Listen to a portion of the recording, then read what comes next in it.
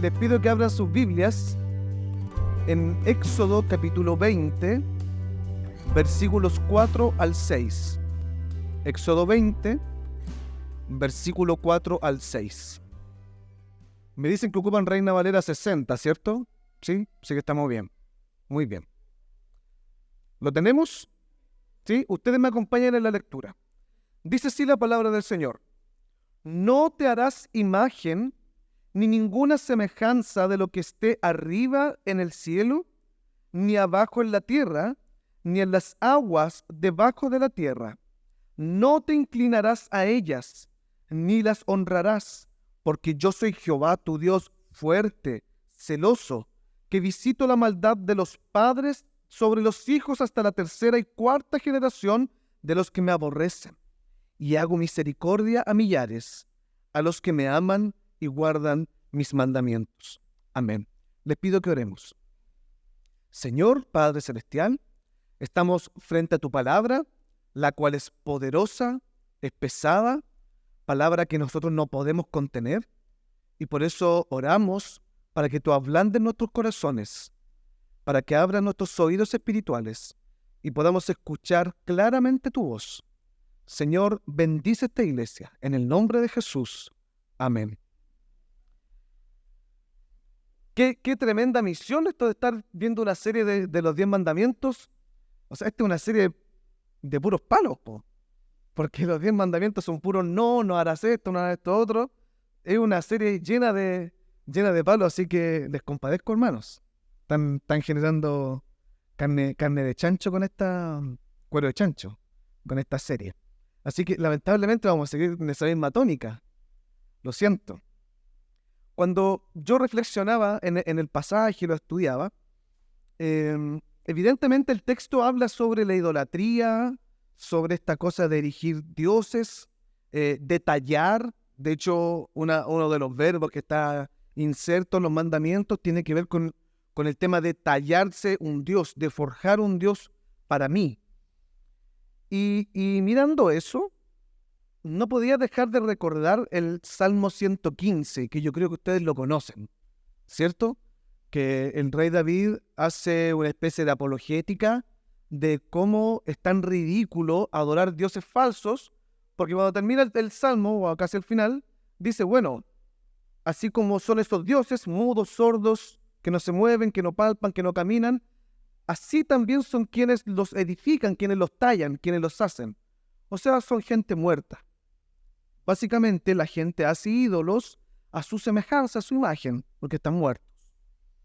Y pensando en esa idea, no podía dejar de recordar como en la década de los 2000, los que ya tienen 30 años, un poco más, se recordarán de las tribus urbanas. Los papás, los que son más viejos, sufrieron a esos adolescentes que estaban viviendo y tratando de parecerse a sus, no sé si a sus ídolos, pero sí a sus referentes musicales. Me acuerdo que estaban los emo, los góticos. No sé si se acordarán de todo ese movimiento. Los Pokémones, que tienen unas patillas larguísimas, no se lavaban el pelo como en 3 semanas. Yo tenía un compañero que era Pokémon y de verdad no se lavaba el pelo. Las tribus urbanas. Y mirando hoy, uno dice, qué ridículo, ¿cómo? No sé, jóvenes con los ojos blancos en el colegio porque se ponían lentes de contacto y yo soy visual, soy gótico, no sé. Bueno, yo no puedo escapar de eso, yo era metalero. Entonces yo andaba con mi polera metalera, anti-emo, porque yo era muy malo, muy rudo. Yo escuchaba death metal.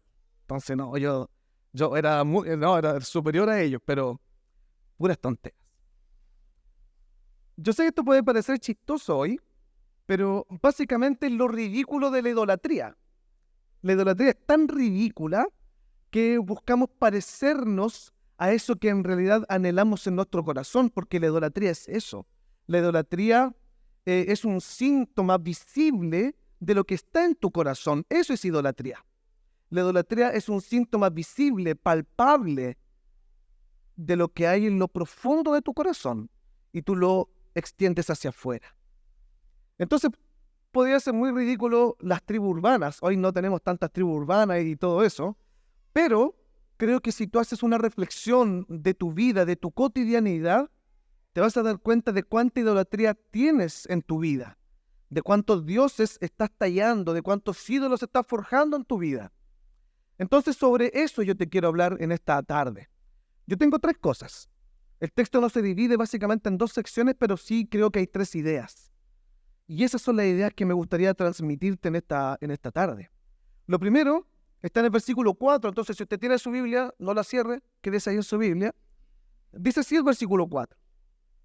No te harás imagen ni ninguna semejanza de lo que esté arriba en el cielo, ni abajo en la tierra, ni en las aguas debajo de la tierra. Si usted se fija, el decálogo está lleno de no, ¿cierto? Todos los mandamientos empiezan con un no, enfático, fuerte. Y yo creo que está de más decirlo, porque probablemente el pastor ya lo mencionó, pero estos no son una advertencia del peligro de no obedecer la ley. Es una advertencia, así como los niños que van a meter los dedos al enchufe, y uno grita, no, no lo hagas, porque te va a electrocutar, va a pasar algo gravísimo, no quiero que sufras. Bueno, Dios está siendo enfático en no metan los dedos en el enchufe. La idolatría, forjar ídolos en tu corazón, es meter los dedos en el enchufe. Entonces, enfáticamente, Dios te está diciendo no. Ya sí parte el mandamiento. Y inmediatamente usa un verbo, no harás. Y este verbo, creo que aquí puede ser que esté el corazón del mandato. No harás. Porque tiene muchas acepciones. Se puede traducir de muchas formas. De hecho, el contexto nos invita a traducirlo como de forjar, de tallar, de elaborar. En aquellos tiempos no se tallaba mucho en piedra. Sí se tallaba en piedra, pero no era lo habitual. Los ídolos por lo general se tallaban en madera. Si usted se recuerda, en el Antiguo Testamento, una historia bien conocida, cuando Jacob huye de su suegro Labán. ¿Se acuerda de Labán? ¿Quién es Labán? Un suegro muy malo, muy tramposo. Gracias a Dios, yo no tengo un suegro así. Y si usted tiene un suegro así, arranque. Pero Labán era muy malo. Y ocurre algo. Su hija, ¿cierto?, toma los ídolos de Labán y los esconde. Bueno, porque eran pequeñitos. En estos contextos, en este tiempo, tener ídolos era algo muy común. Tallarlo en madera, tenerlo en tu pieza. A veces funcionaban como una especie de protección. No, yo pertenezco a tal región, aquí está el ídolo que certifica, entre comillas, que yo pertenezco a esta zona, entonces puedo pasar por este lugar. No siempre eran para la adoración, pero sí eran funcionales en aquellos tiempos. Entonces el tema de tallar un ídolo no es algo tan ajeno en ese contexto, era algo muy común, era algo muy habitual. Pero me gustaría que reflexionáramos un poco más, porque la traducción correcta de asá, que es el verbo no harás, es literalmente no hacer algo. Nosotros por el contexto podemos interpretarlo como tallar, elaborar, furgir, no sé, pulir, pero literalmente es no harás. Y yo encuentro que esto es muy potente, porque yo creo que el Antiguo Testamento, o el Pentateuco básicamente, el Pentateuco, lo escribió Moisés. Hay gente que dice que no, que sí. Yo creo que lo escribió Moisés. Y estoy seguro que el pastor también dice que lo escribió Moisés. Y si lo escribió Moisés, entonces esta persona tiene una idea muy clara en la mente. Lo que busca transmitir también en la forma que él escribe es que entiendas que estás frente a un Dios todopoderoso. No podemos desconectar Éxodo de Génesis. Y cuando empieza Génesis capítulo 1, versículo 1, dice, y creó Dios en el principio los cielos y la tierra. La palabra crear que usa Moisés en Génesis capítulo 1, versículo 1, se usa, estoy casi seguro que 2 o lo mucho 3 veces en todo el Antiguo Testamento. Yo conozco 2, que es Génesis capítulo 1, versículo 1 y el Salmo 51. Crea en mí, oh Dios, un corazón limpio. Y ese verbo crear que se usa en Génesis capítulo 1 es distinto de asá, de hacer. ¿Por qué? Porque el verbo crear de Génesis es bará. ¿Ya? Y bará significa, o básicamente, podríamos interpretarlo así como crear a partir de la nada. Ex nihilo.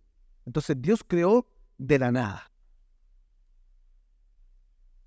Yo no sé si usted me está siguiendo en esta idea, pero Dios le está diciendo al hombre, a la mujer, al ser humano, al pueblo de Dios: no usen los bienes que yo he creado, no uses la materia que yo he llamado a existir, no usen los beneficios que yo te he dado para crearte ídolos, no usen los bienes, los dones que yo te he dado para hacerte de ídolos a tu imagen, porque eso es la idolatría. ¿No cree que es bien patudo entonces cuando nos hacemos un ídolo? Porque estamos usando los bienes de Dios. Tú y yo no somos capaces de traer nada a la existencia a partir de la nada. Usamos los bienes de Dios. El aire que tú respiras le pertenece a Dios. La madera que tú usas le pertenece a Dios. Los materiales de la construcción que usas para hacer tu casa en la parcela que te compraste al sur, porque en pandemia mucha gente se compró parcelas. Yo no sé si alguien lo hizo. No fue muy bien. Bueno, vamos a orar para que se pueda comprar una parcelita en el sur y hacerse su cabañita. Todo eso lo haces con los bienes que Dios ha llamado a existir desde la nada. Entonces, muy sinvergüenza, es muy patudo. Es una rebelión usar los bienes que Dios ha creado, que Dios ha dado, para hacer idolatría. Entonces, por eso me llama mucho la atención que se use el verbo asá, de hacer, porque asá tiene que ver con hacer a partir de la madera, de la piedra, de lo que ya existe. Entonces, ya el mandamiento nos está diciendo: oye, reconoce que todo cuanto existe le pertenece a Dios. Y entonces después nos ingresa otra imagen, otro sustantivo, y nos dice: no te harás imagen. Y aquí es lo que yo le decía anteriormente. ¿Imagen de qué? ¿Qué imagen nos está prohibiendo Dios que tallemos? Primero, por una cosa implícita, sabemos que nos está diciendo que no nos hagamos una imagen de Él. Pero también de cualquier otro tipo de cosa, de cualquier otro tipo de Dios. A mí me llama mucho la atención esto, mucho, que use la palabra o el sustantivo imagen. ¿Y por qué me llama mucho la atención? Porque nadie en esta sala, en este templo, ha visto a Dios. Y si alguien aquí ha visto a Dios, yo creo que estaría muerto hace rato. Pero ninguno aquí ha visto a Dios, ¿o sí? Nadie ha visto a Dios al rostro. Nadie puede decir: no, Dios brillaba así como, no sé, como... No tengo idea. No, habían, no sé, cientos de ángeles alrededor cantando esta canción. Nadie ha visto a Dios aquí. Y si llegaran a presenciar a Dios, no sé, estaríamos muertos. No creo. Tampoco creo que Dios se haya manifestado aquí en este lugar y haya hablado audiblemente, porque no tendríamos templo. Estaría todo esto incendiado, se abre la tierra. O sea, mejor que Dios no hable audiblemente. Eso nos dice el libro de Éxodo también, que cuando Dios hablaba, el pueblo al final le decía a Moisés: ¿por qué no hablas tú mejor? Porque cuando Dios habla queda la escoba. Así que hable por medio de ti. No creo que alguien haya escuchado a Dios o lo haya visto. Entonces, es muy coherente, tiene mucho sentido que el mandamiento prohíba hacerte una imagen de Dios si tú no lo conoces, si tú no dimensionas cuán grande y glorioso es este Dios. Tiene mucho sentido este sustantivo de imagen. Porque ¿qué sería la imagen de Dios? ¿Saben dónde se usa otra vez la palabra imagen de Dios? En el Nuevo Testamento. Jesucristo es la imagen del Dios invisible. No te puedes hacer la imagen de Dios. Por tanto, cada idea, cada imagen que tú puedas tener de Dios es blasfema. Y no estoy exagerando con esta palabra. Cada imagen que tú te puedas hacer de Dios es blasfema. Porque tú no conoces plenamente a Dios. Conocemos lo que está en la Escritura. Y es hasta donde Dios te permite conocer de Él. Pero no sabemos nada más de Dios. Entonces yo reflexionaba en esto y...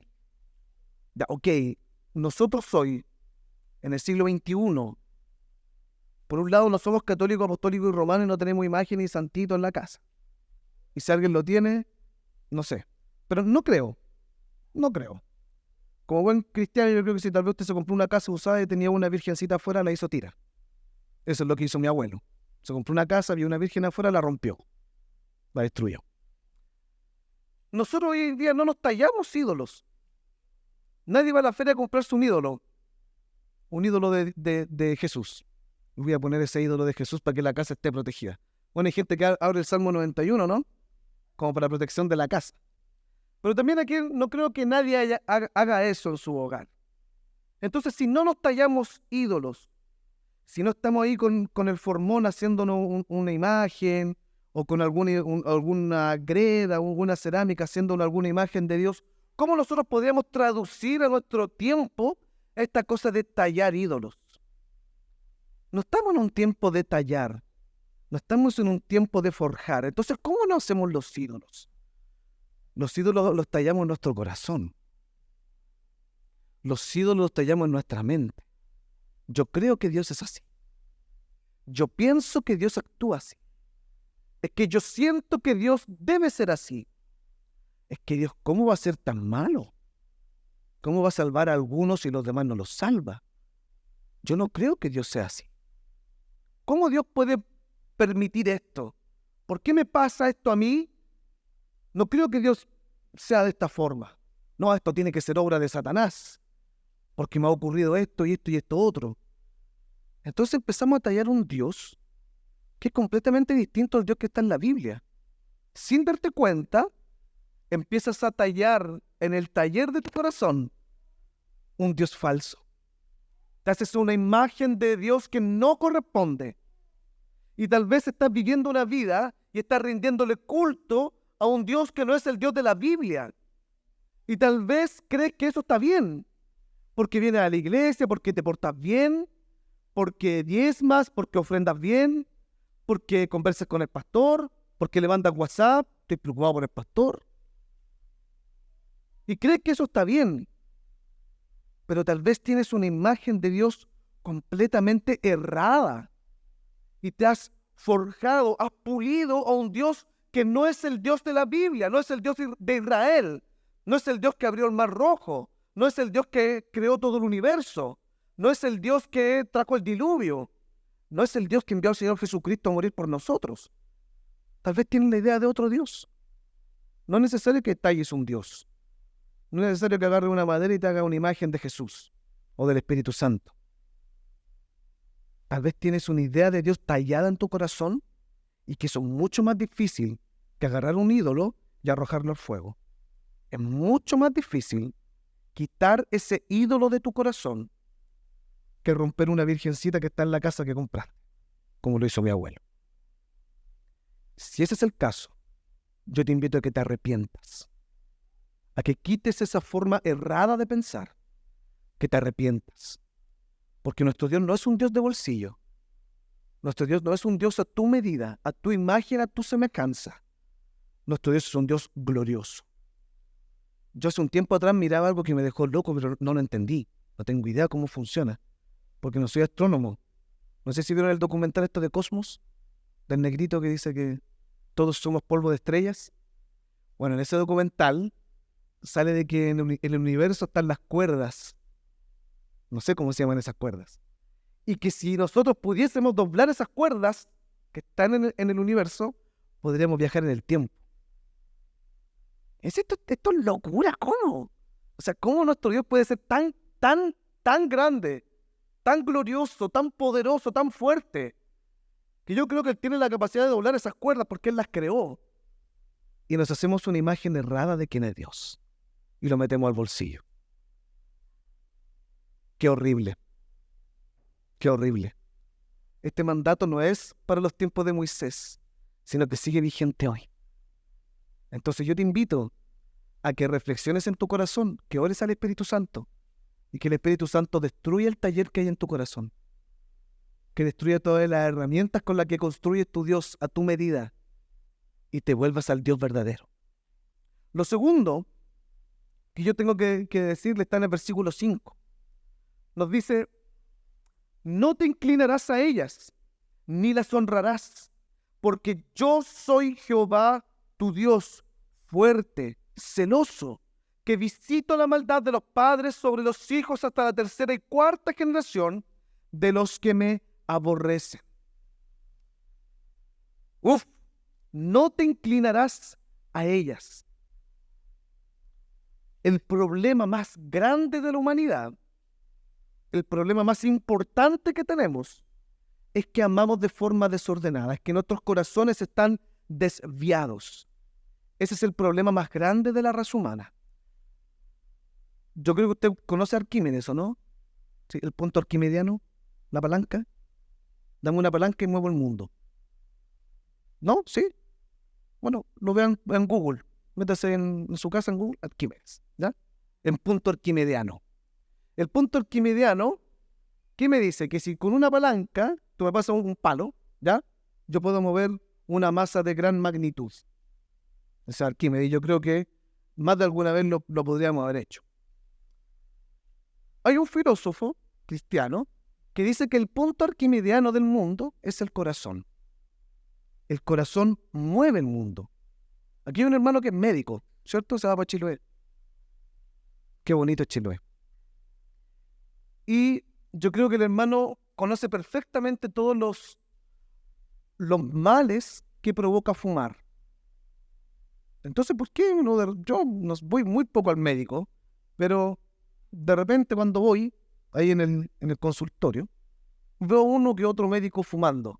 Yo siempre pregunto, si este tipo conoce todo lo que pasa en los pulmones, ¿qué fuma? Bueno, no sé. Y es porque el corazón va moviendo el mundo. Y todos los males que nosotros podemos ver en la tierra son producto de lo que va moviendo el corazón. Entonces el corazón verdaderamente es el punto arquimediano. Es cosa que veamos las distintas ideologías que a veces no tienen mucho sentido. Uno dice, como, ¿por qué? ¿Pero por qué este fanatismo? Bueno, porque el corazón no tiene que ver con algo racional, tiene que ver con algo emocional. Entonces, sobre esto, Dios ahora gira el mandamiento hacia el corazón, hacia lo que ocurre en tu interior. Primero nos lleva a la acción, a lograr en la mente, en el raciocinio, de cómo somos capaces de formar imágenes, de cómo proyectamos nuestra idolatría hacia afuera, y ahora el mandamiento nos lleva hacia adentro. ¿Qué es lo que ocurre en tu interior? Y fíjate que empieza haciéndonos otra negación, y nos dice, no te inclinarás. Inclinar no tiene que ver específicamente con doblar las rodillas. No está hablando literalmente de doblar las rodillas. De hecho, una traducción más correcta aún sería no adorarás. No darás adoración a esas imágenes que tú te haces. Y después, seguido de esto, dice, no las honrarás. Y aquí me pareció bien extraño, porque la traducción de honrar tiene que ver con labrar, con trabajar, con cultivar. Esa es la traducción más correcta. Entonces, si lo volvemos a traducir, no quiero decir que lo traduzco mejor que la Reina Valera, pero si lo traducimos, diría, no adorarás ni trabajarás para ellas, ni las servirás. Y cuando yo me ponía a pensar en esto, lo único que vino a mi mente, Señor, perdóname. Señor, necesito que me perdones con esto. Porque nosotros venimos cada domingo y tal vez la semana tú vas manejando tu trabajo, pones Jesús en Romero, escuchas el disco completo del año 2002, por ahí que era muy bueno, o Marcos Witt, en los tiempos que se cantaban algunos salmos. Hoy en día hace algunas canciones bien buenas igual, Marcos Witt. Pero probablemente vaya en la oración, yendo a la pega ahí, orando al Señor en el camino. Y uno dice, estoy adorando al Señor. Llega al culto, levantas las manos, oras, escuchas la alabanza, te conmueves. Por ahí toca muy bonito aquí. ¿Pero eso realmente es adorar? Fíjate que hace una conexión Moisés. Y nos dice, no adorarás ni las servirás. O sea que ambas dos están juntas. La adoración con el servicio de estas imágenes, de estos dioses falsos. El servicio o el trabajo tiene que ver con el tiempo. Porque de eso básicamente hacia allá quiero ir. ¿En qué inviertes el tiempo? ¿En qué inviertes tu vida? El tiempo es la Tierra girando alrededor del Sol, ¿cierto? Porque si la Tierra se detiene el tiempo. O sea, nosotros podemos seguir envejeciendo, pero el tiempo se detiene. Porque así es como se mide el tiempo. La Tierra girando alrededor del Sol. Y eso es tiempo. Pero tiempo también tiene que ver con tu vida, porque tu vida es un reloj de tiempo. Y tu vida tiene un principio y tiene un final, que está marcado por el Señor. Entonces, cada minuto, cada segundo, cada día, cada año, etcétera, el Señor lo ha determinado. Tu vida es tiempo. Entonces, ¿qué nos está diciendo el mandato? ¿En qué estás gastando tu tiempo? ¿En qué estás quemando los cartuchos de tu vida? ¿En qué estás invirtiendo tu tiempo? Por un lado vimos, no te harás imagen. Ok, ya, perfecto. Tengo que atender al Dios de la Biblia. Tengo que hacerme una idea correcta de quién es Dios. Tengo que apartarme de las ideas erradas que yo pueda tener de Dios, arrepentirme y alejarlas de mí. Pero ahora el mandamiento se pone más fuerte, porque habla directamente a tu corazón y te está diciendo que la imagen y semejanza que tú puedas pulir de Dios no es solamente lo que tú haces en tu mente, sino de cómo vives tu vida. Entonces esto es más difícil, porque conceptualmente tú puedes decir, bueno, Dios es soberano, glorioso, perfecto, eterno, etcétera, etcétera, el libro de Arthur Pink de los atributos de Dios. Ya, perfecto, Dios es esto. Bien. Puedes entrar al seminario, hacer los 4 años, 5 años que son hoy, no tengo idea, hacer la tesis, no sé, y ser un licenciado en teología y tener una idea correcta de quién es Dios incluso. Pero eso no dice lo que hay en tu corazón. Dios está diciendo que todo el tiempo que tú inviertas en otras cosas que no sea Él, es un Dios falso. Entonces, es muy probable que tú estés construyendo tronos y coronas y ahí estés invirtiendo tu tiempo. No estoy diciendo que usted construya un trono literal y unas coronas literales. Estoy hablando de tus triunfos. Revisa tu semana. Revisa tu semana. ¿Cuánto tiempo inviertes en el Señor? ¿Cuánto tiempo inviertes en predicar el Evangelio? ¿Cuánto tiempo inviertes en el servicio a este Dios? Porque esa es la traducción. No las adorarás ni las servirás. Entonces, ¿cuánto tiempo inviertes supuestamente en el Dios correcto que tú adoras? Si este es el Dios verdadero, si este es el único y verdadero Dios, no existe ni uno ni antes ni después. Es el único Dios que hay. Entonces, ¿cuánto tiempo inviertes en este Dios? Y yo estoy seguro que es mínimo. Es mínimo. Porque venir a la iglesia no es servir a Dios. Y yo esto lo he escuchado repetidas veces. Y ya estoy aburrido de escucharlo. Es que yo sirvo al Señor hace 40 años. No he faltado ni un domingo. Y cuando me voy de vacaciones voy a otra iglesia, al lugar donde me voy de vacaciones. Yo sirvo al Señor. Pongámonos a analizar qué es lo que es el culto. Cantamos, ¿cierto? Oramos, escuchamos la palabra, nos retan un poquito, también nos consuelan, nos hacen cariño, damos una monedita o la luca y nos vamos para la casa. Impecable, servimos al Señor. ¿Eso es servir a Dios? ¿O el culto te bendice a ti? ¿Eso realmente es rendir tu vida al Señor Jesucristo? ¿O te bendice a ti el culto? Es que la música no estuvo muy buena hoy día, ya, pero no importa. No, si la predicación tampoco estuvo tan buena, no importa, el otro domingo estará mejor. Hemos hecho del culto un lugar de consumo, de servicio para mí. Y creemos que venir al culto, ayudar en el desayunito, compartir, estar aquí, orar, levantar las manos, es servir a Dios. Tú sabes que eso es mucho más grande, ¿o no? Tú sabes que servir a Dios es más que eso. Entonces tal vez tú dices, no, yo tengo la idea del Dios correcto. Y este es el Dios correcto. Y la salvación es por gracia, 5 puntos del calvinismo, la institución de Calvino, me leí Berkhoff, no, pero yo soy más bacán, leo a Bavinck, ¿ya? Tengo la idea súper correcta de que eres Dios. Pero mi vida no dice eso. porque no invierto ni un día en servir a Jehová. Entonces, ¿dónde está tu Dios? Tal vez tu Dios son tus coronas y los tronos que tú estás construyendo en tu vida. Tal vez ahí está tu Dios. Y si ahí está tu Dios, arrepiéntete. Porque no se trata solamente de tener la idea correcta de quién es Dios, sino también de tener la motivación correcta hacia este Dios en tu corazón.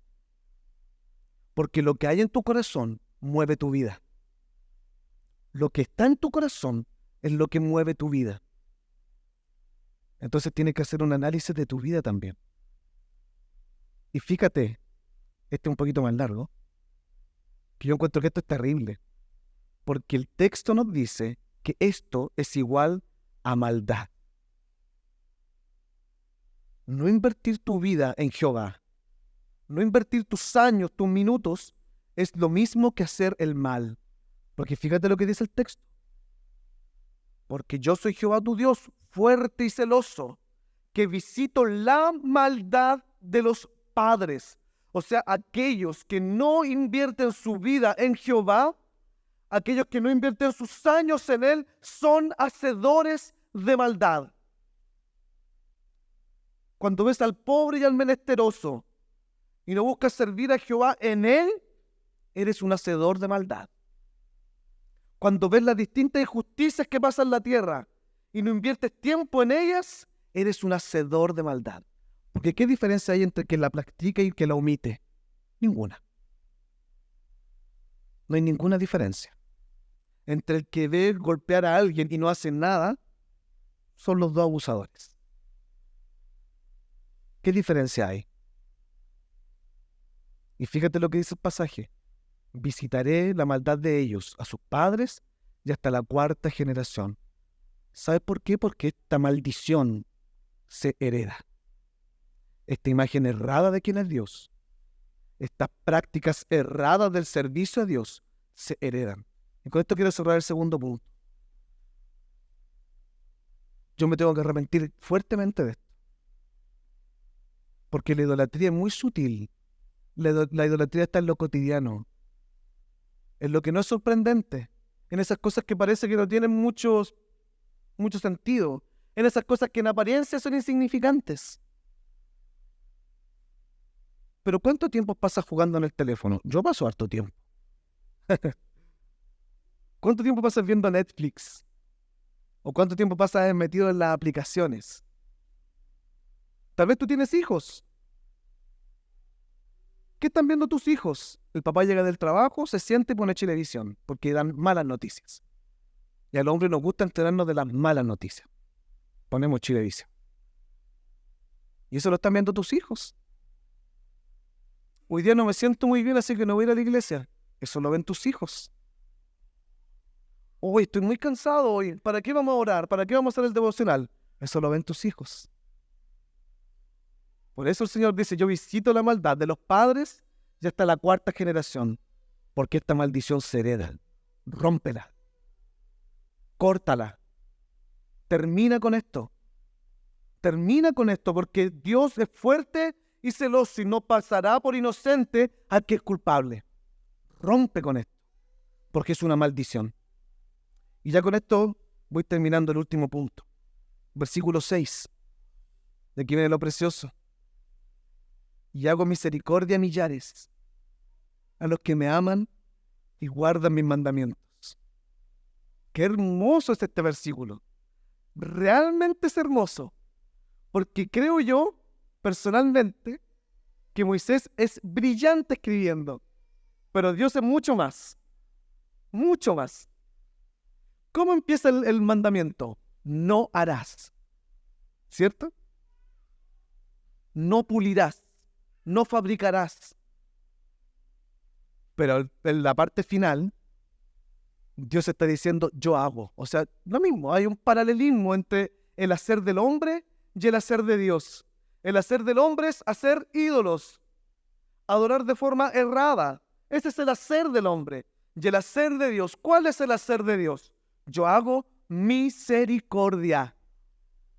Ustedes hacen idolatría y yo hago misericordia. Ustedes blasfeman mi nombre y yo les amo. Ustedes destruyen y se matan entre ustedes, pero yo les redimo. Hay un paralelismo precioso acá. No harás imagen, yo hago misericordia. Todos los dioses que tú puedas fabricar son garrapatas. Usted conoce las garrapatas, ¿cierto? Ahora saben poco. ¿Y cómo son las garrapatas? Chupan sangre. Chupan y chupan y chupan y se engordan y son asquerosas. Son asquerosas. Yo me acuerdo que mi mamá salía al patio con los perros, siempre tuve perros, y las quemaba en un tarro. Y yo sentía tanto placer cuando las quemaba en el tarro, porque son asquerosas. Van succionando la vida del animal, van succionando la sangre del animal, y se engordan y son horribles. Así son los ídolos. Los ídolos chupan tu vida, van suprimiendo tu vida y te van exigiendo más y más y más. Y tal vez tú buscas desarrollo personal, pero hay algo más. Y tal vez ya lograste el punto que quisiste llegar, pero se puede más. Tal vez lograste la casa, los 2 perritos, los niños, pero puede ser más. Falta la parcela en el sur. Se puede más. Es que la casa del vecino en el sur es más chica que la mía. Hago una más grande, es que para las visitas cuando vayan los amigos. Pero si no viven ni allá. Siempre hay más, porque la idolatría siempre va a exigir más de ti. Siempre es una garrapata. Va chupando tu vida incansablemente hasta que mueras. Y ese es el obrar del ser humano. Pero el obrar de Dios es hacer misericordia. Hay un contraste precioso en esto. Si el hacer humano es idolatría, el hacer de Dios es amar. ¿Y a cuántos? Dios se acuerda de la maldad de los padres y hasta la 4ª generación. No tanto. Pero cuando Dios hace misericordia, se acuerda de millares. De millares. Le extiende su amor a miles de millones de personas para transformarlas. Y aquí habla de la transformación el Señor. Porque entonces dice: a los que me aman. ¿Cómo puedo amar a Dios si no sé? ¿Cómo soy capaz de amar a Dios?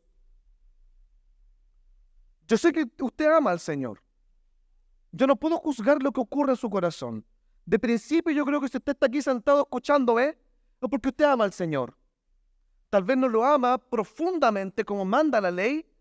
Tal vez no lo ama con toda la fuerza y con todo el corazón. Pero yo creo en el nombre del Señor que el Espíritu Santo va a hacer que llegues a ese punto. Entonces yo sé que tú amas al Señor. Pero ¿cómo tú has logrado amar a Dios? Es un obrar sobrenatural. No se puede amar a Dios porque sí. Uy, hoy día me levanto amando a Dios. Nadie hace eso. Es un obrar del Espíritu Santo. ¿Y saben lo que hace el obrar del Espíritu Santo en el corazón transformado que ama a Jehová? Guarda sus mandamientos. Guarda sus mandamientos. Siente placer. Porque guardar la ley del Señor no tiene que ver con obedecer de forma irrestricta militar. Tiene que ver con tomar la ley, analizarla, contemplarla, sentir placer en ella. Así como dice Salmo 119. He grabado tu ley en mi corazón para no pecar contra ti. O sea, el propósito de la ley es poder amar a Dios de forma correcta. Entonces, para hacer un resumen, todo lo que yo te he dicho, de no hacerte imagen, de tener la imagen de Dios correcta, de cómo inviertes tu vida, todo se encierra en el amor a Dios. Todo converge en cómo amas a Dios. Y Dios quiere que le ames de forma correcta. Porque así vas a vivir una vida buena, agradable. Dios quiere que le ames bien. Que le ames a Él y que guardes sus mandamientos. Pero para esto tienes que tener una idea clara de quién es Dios. Que Él es fuerte y celoso. ¿Sabes por qué amamos de forma desordenada? ¿Sabes por qué nos hacemos ídolos? Porque no confiamos en este Dios fuerte. Porque no creemos que es fuerte. Entonces nos hacemos ídolos a nuestra imagen y a nuestra semejanza porque ellos son fuertes. Porque ellos pueden cumplir nuestros sueños, nuestros anhelos. Ellos y no Dios. Y Dios está diciendo: yo soy fuerte. confía en mí. Si te va mal, confía en el Señor. Si estás enfermo, confía en el Señor. Si estás pasando por una crisis matrimonial, confía en el Señor. Si estás pasando por un pecado oscuro del cual no puedes salir, confía en el Señor. Él te va a sacar de ahí, porque Él hace misericordia a millares. Pero tienes que romper los ídolos que hay en tu corazón. Tienes que alejarte de ellos, para que el glorioso amor de Dios, su inmensa gracia, transforme tu vida. Oremos. Señor Padre Celestial, te damos gracias por tu palabra. Gracias porque nunca jamás estamos ajenos a ella. Siempre nos habla profundamente. Transforma nuestras vidas. Transforma lo cotidiano de nosotros. Transforma lo simple. Esas cosas que parecen insignificantes, cámbialas. Y que todas las cosas apunten a tu gloria. Cada paso, cada decisión, cada minuto, que apunte a que tú seas glorificado y no nosotros. Si estamos trabajando incansablemente para construir tronos y coronas, Señor, destrúyelas. Destrúyelas. Sabemos que va a causar profundo dolor, pero destrúyelas, Señor, porque queremos amarte de verdad. Señor, queremos comprenderte, queremos verte, queremos estar cerca de ti. Entonces ven, visítanos, no para que ejerzas tu fuerza y tu celo. Visítanos para que ejerzas tu misericordia con nosotros, porque es lo único que nos puede transformar. Es lo único que puede darle sentido a nuestras vidas, tu inmenso amor y tu gran misericordia. En el nombre de Jesús. Amén.